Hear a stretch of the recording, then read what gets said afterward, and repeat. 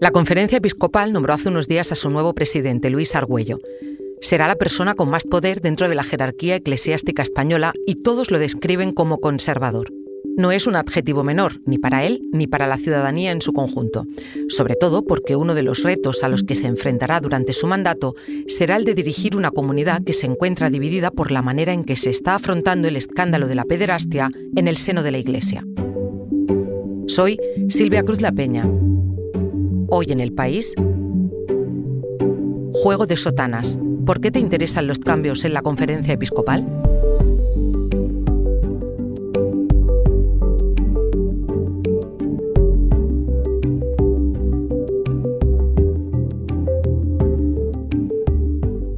Hola, Julio. Hola, Silvia, ¿qué tal? Julio Núñez es mi compañero de la sección de Sociedad, se encarga de los temas de religión. Y Julio, te he llamado porque hace unos días se hizo público que Luis Argüello sería el nuevo presidente de la Conferencia Episcopal. El nombre del organismo nos suena mucho a todos, pero cuéntame un poquito, ¿a qué se dedican exactamente y quiénes la conforman?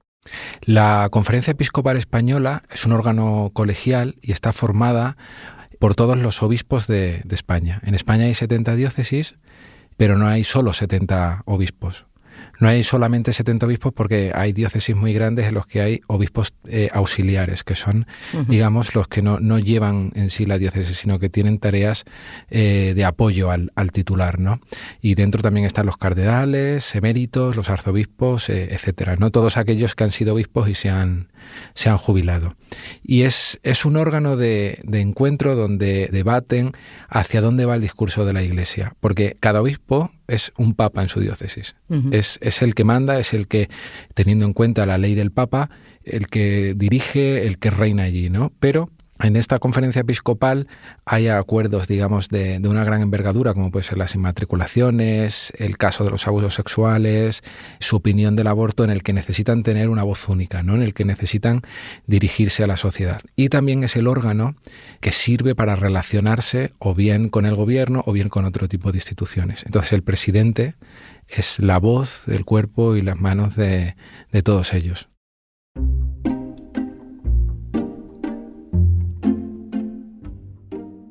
Ahora vamos al cargo, Julio. ¿Quién es Luis Argüello, el nuevo presidente de la Conferencia Episcopal, y cuáles son sus tareas?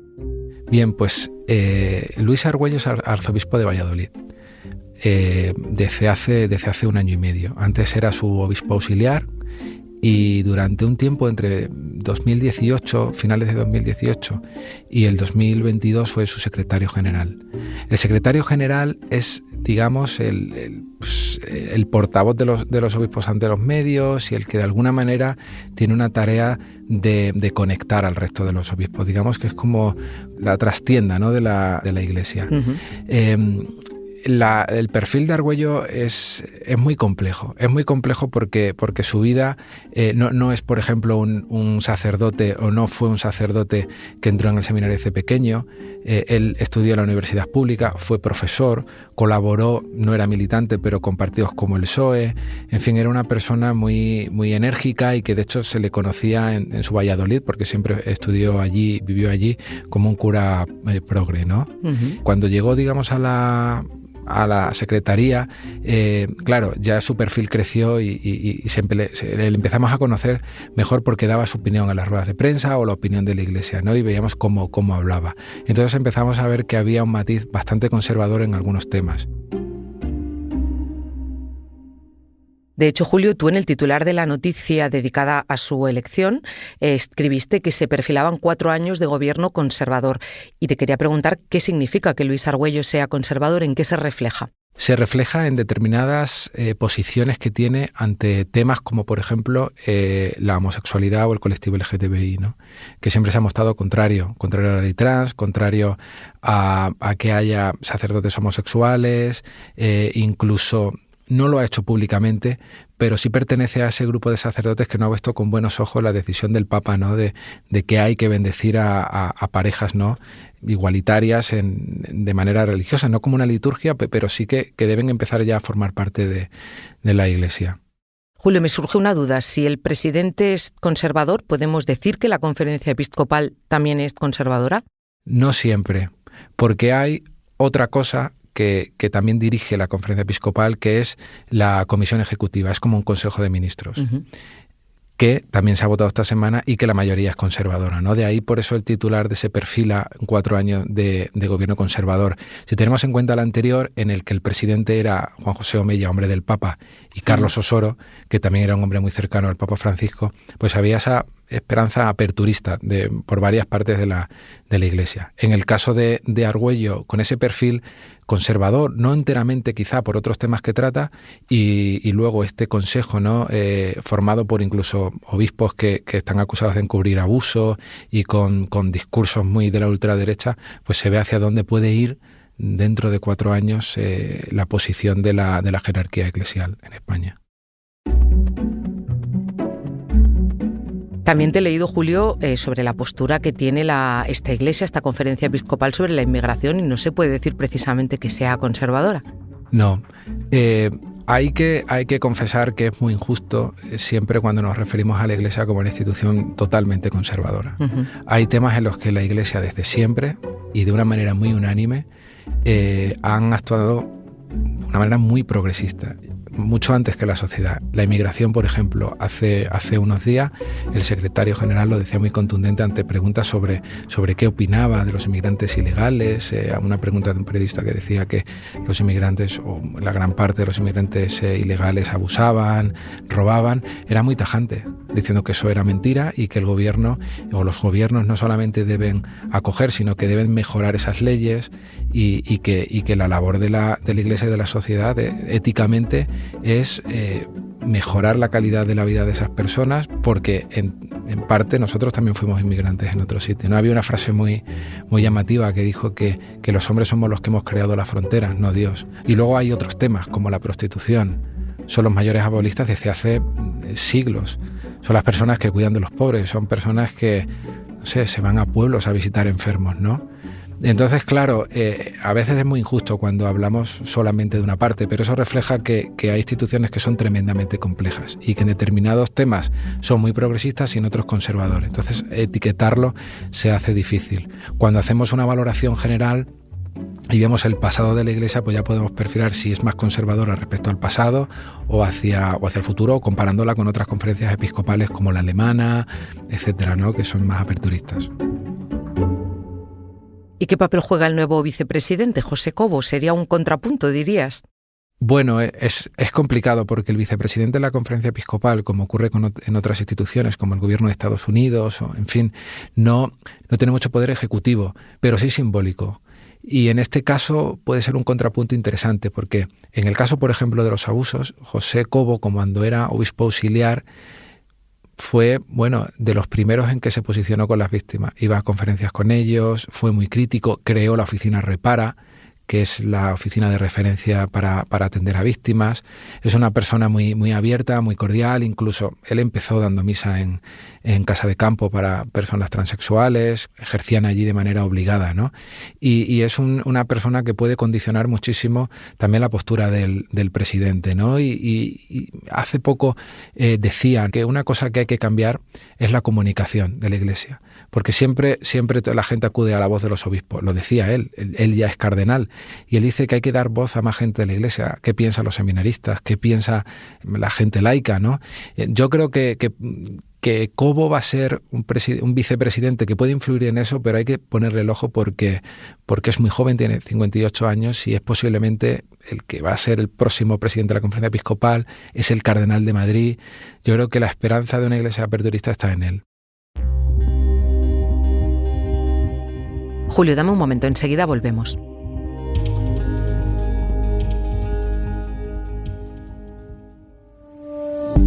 ¿Te quedas con ganas de más después de escuchar Hoy en el País? Escucha los sábados y domingos más episodios gracias a la colaboración entre Podimo y El País Audio.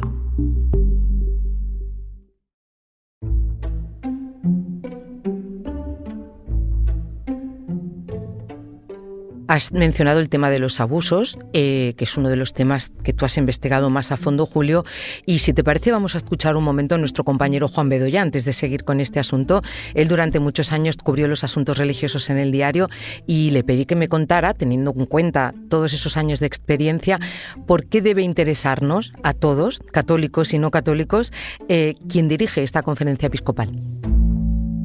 Antiguamente entre los poderes fácticos siempre se incluía la Iglesia. Han ido desapareciendo los otros poderes fácticos y queda la Iglesia Católica que influye en el gobierno. El gobierno toma medidas a veces absolutamente absurdas. Les aumenta un 37% la cuota fiscal, eran antes 150 millones al año y Zapatero se lo subió un 37% y ahora son 321 millones este año. De manera que en función de quién gobierne la conferencia episcopal, presiona más a los gobiernos, de manera que podría pensarse que un cambio en la conferencia episcopal le importaría al gobierno y sobre todo nos importaría a los ciudadanos. Los dos temas principales que suponen un escándalo nacional, es decir, la pederastia, el abuso entre el personal eclesial y las inmatriculaciones, el actual presidente, el nuevo presidente, es sospechoso de colaboración. Fue el primero que dijo, siendo secretario general de la Conferencia Episcopal, que eran unos pocos casos. Y el tú más, el ofensivo y tú más, en la sociedad civil más. Y en segundo lugar, también ha sido muy militante en el tema de las inmatriculaciones. ¿Qué son las inmatriculaciones? Es que todo aquello que no es de nadie, es decir, todo aquello que es del pueblo, con una ley del franquismo del 1944 y un decreto de Aznar que amplía esas competencias en 1998, los obispos se lo pueden poner a su nombre. Luis Argüeso, cuando era secretario general, defendió eso como defendible, decía era legal. Oiga, estaría bueno que no fuera legal, ya sabemos que estaba el decreto Aznar, pero era absolutamente inmoral. Porque además se han convertido ustedes, que predican la pobreza, se han convertido ustedes en los grandes capitalistas de este país.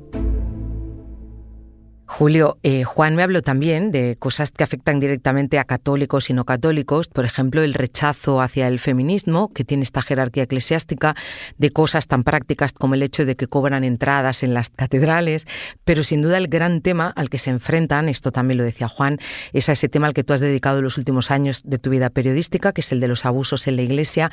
Me gustaría que escucharas este audio de Argüello, que seguro lo tienes fresco todavía. Entonces, siendo una problemática social tan grave, el que una institución tan importante como el Congreso se dirija al defensor del pueblo solicitando solo que sea la Iglesia la mirada, pues no nos ha parecido oportuno. Por eso tampoco nos parece oportuno institucionalmente confirmar con nuestra presencia estar en algo en lo que en principio tenemos esta reserva. Nosotros no estamos dispuestos a una apertura generalizada de los archivos, porque no lo haría ninguna institución. Julio, ¿cómo ha tratado Argüello el tema y qué se espera que haga en este mandato? Bueno, el discurso de Argüello cuando entró como secretario general y que ha sido el que ha vivido el escándalo desde su comienzo prácticamente hasta ahora, ¿no? Siempre ha sido denegacionista, siempre ha ido a remolque de lo que destapaban los medios. No, él siempre decía que había muy pocos casos y cuando ya se empezaba a destapar cosas, pues negaba que la Iglesia fuese a investigar, no se oponía a abrir los archivos, a encargar una auditoría, en fin. Entonces, es posible que en el futuro siga manteniendo ese discurso de que en la Iglesia esto es minoritario y que hay que mirar hacia otros ámbitos como la familia y que es una injusticia. Pero es que cuando fue nombrado presidente pasó algo que a mí como periodista me llamó mucho la atención, ¿no? Uh-huh. Fuera había unas víctimas que estaban protestando. Sí. Llevaban un día no se esperaba que saliesen, ¿no?, a verlas, ¿no? Pero bueno, hay un pasillo, ¿no?, que conecta el sitio donde se reúnen los obispos y la rueda de prensa, un pasillo largo. Y en medio del pasillo está la puerta de salida a la calle. Y en todos los medios estábamos esperando en la puerta, ¿no? Y veíamos poco a poco cómo se iban acercando hacia nosotros. Yo pensaba que podían salir y en efecto salieron. Salí corriendo y fui con ellos a ver a las víctimas, ¿no? Bueno, Argüello se acercó y se reencontró con una víctima conocida. Ninguno se esperaba que se iban a encontrar. Era una antigua amiga. Él no sabía que era víctima. Y parece que algo cambió ahí. O sea, yo vi a Argüello, no vi el Argüello tajante, al Argüello así, que a veces podría ser prepotente, ¿no? Vi a una persona frágil y pienso que algo cambió. Entonces él puede cambiar como han cambiado tanta gente, ¿no? Y yo creo que todavía, bueno, pues en estas cuestiones todos tenemos que cambiar, y también es injusto que no se le permita a alguien poder hacerlo, ¿no? Y poder cambiar, mirar de otra manera, corregir. Todos tenemos pendiente hacerlo siempre, pero y él puede hacerlo, y creo que ahí pasó algo. Quizás yo esté equivocado o quizás no. Bueno, viste un punto de inflexión ahí en directo que claramente lo acerca a esa postura que sí tiene el Papa Francisco con este asunto, y te quería preguntar por eso. O sea, ¿cómo es la relación de la Conferencia Episcopal con el Papa, teniendo en cuenta que Argüello es negacionista y el Papa por lo menos está dando algunos pasos para reconocer a esas víctimas? Se dice que Francisco no se lleva bien con los obispos, con la mayoría de obispos españoles, no comulgan con él, y bueno, es notorio que hay muchísimos que se han enfrentado públicamente. Hay con una parte con la que tiene una buena conexión. Cobo es uno, ¿no? Y se dice que lanzó señales. La carrera de Cobo, desde que empezó como obispo auxiliar hasta ahora, en poco tiempo lo ha nombrado arzobispo, cardenal, está en su consejo, etcétera, ¿no?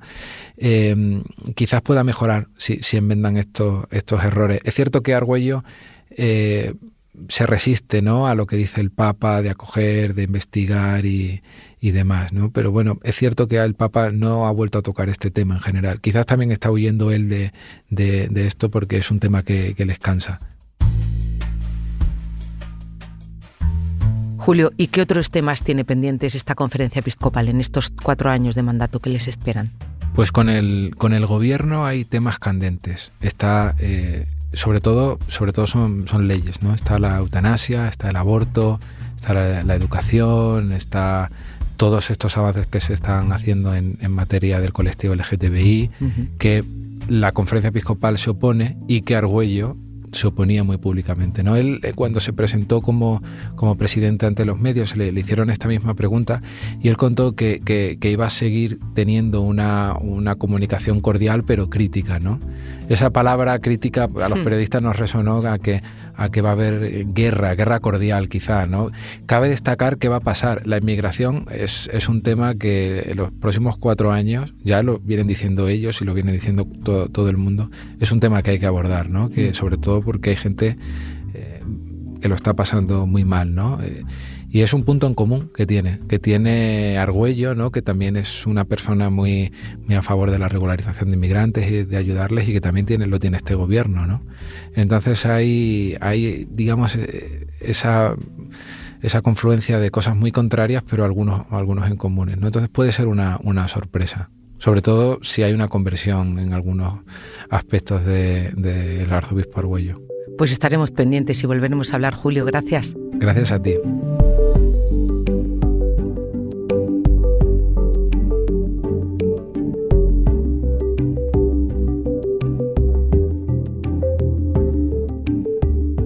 Este episodio lo ha realizado José Juan Morales, la grabación en estudios de Camilo Iriarte, el diseño de sonidos de Nicolás Chabertidis, la edición de Ana Rivera.